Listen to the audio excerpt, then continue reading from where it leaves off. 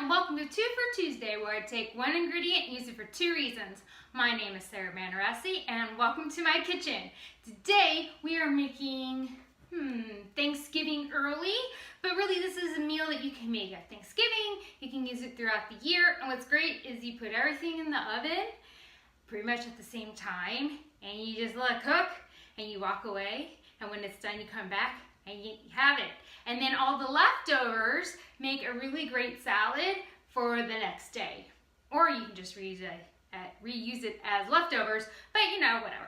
So first, I have some beautiful Brussels sprouts here. And before you say, ew, Brussels sprouts, let me tell you, I was in the same boat until I discovered this recipe by Ina Garden, and I can't go back. I can't have them any other way. They are my favorite. So what you're gonna look for is you want the Brussels sprouts to be tightly closed, means that they're fresh, and you want to take out the outer leaves and rinse them off because sometimes some dirt gets in there. Grit is no fun, and these ones are already done. But basically, I've already taken the outer and rinsed it off. You're gonna cut off this hard bottom part here, and then with a paring knife, you're going to make an X, and that's going to allow steam to come out and for the Brussels sprout to cook evenly. And so if you have some, you want kind of them all to be about the same size. If some of them are really a lot bigger, you can just cut them in half like this, and it works just great. When it's time for this to go in the oven, this generally takes about, I'd say about 40 minutes or so, just depending on the size and how well done you like them. I'll put them in the oven at the last 40 minutes or so.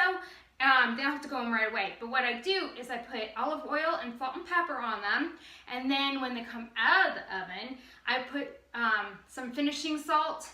Usually a lot of times I use truffle salt, it's my favorite, and I also put Parmesan cheese on top, and it's fantastic. So, and then what we're gonna do, we have a sweet potato here. Yes, I know this is ginormous. This is gonna go in the oven the same time as our turkey is going to. I'll just kill it with a fork like so, and I'll make a couple of these because these are really great.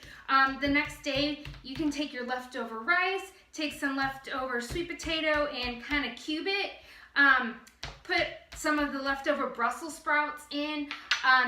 You can add some different kinds of lettuces and that kind of thing, and put the turkey on top. Finish it off with some pumpkin seeds and whatever kind of dressing that you like, if you like dressing, but it's so flavorful you don't even really need it. And toss it all together and you have a fabulous grain bowl for the next day. I personally like brown rice, but you can use whatever kind of grain that you had the night before or whatever. I then wrap it in foil. This is a lot of debate, I know, whether or not foil will leak into your potato, etc., etc. You know what? Hasn't killed me yet. So the debate's actually still out there if that's true or not. You can do the research on that. And then this is the simplest turkey recipe you will ever find in your entire life. You're gonna take a bunch of rosemary and stick it on the lined pan.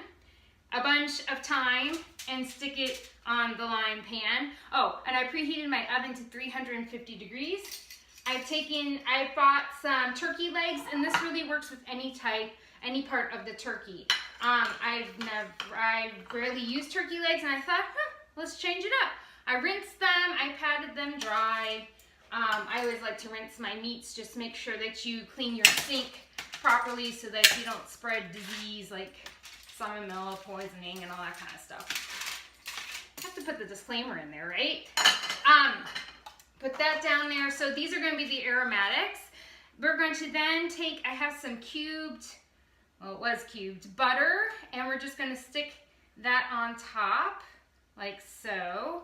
And you just use as much butter as you need. So if you have like a breast on here as well, or the wings or whatever you can find, you just cut up as much as you need for the recipe. And then I have some olive oil here, and we're just gonna spray the top. I like my little mister thing. Really easy to find. You get them on Amazon, Bed Bath & Beyond, Target has them. I'm pretty sure your grocery store does too, but it's a really great investment because then you can control the amount of oil. I tend to accidentally pour like half the bottle on by accident, So you just want like a nice kind of coating. And then I prefer gray salt, but you can use kosher salt. We're gonna sprinkle that on top, like so. And then we have some freshly ground black pepper. Done. You just stick it in the oven. You're gonna start checking it in about an hour. You want to have internal temperature of 165 because you are going to tend it. It will bring it back up to probably about 180 degrees after you have rested it. It seems like everyone has an opinion. Just make sure the juices flow out. Please use your thermometer and make sure that's cooked all the way. My favorite one to use actually lives in my drawer right here. It's a Thermapen. It's not cheap, but this is the best thing on the market. It does an instant read. It's really quick, easy to clean, and it's extremely accurate. They come calibrated already. And it's great not just for meats, it's great for breads and baking as well, because believe it or not, when you bake, your bread should have an internal temperature of XYZ depending on what kind of bread you made. Hey, you learn something new every day. So these are going to be our dinner tonight. I hope you enjoy it as well.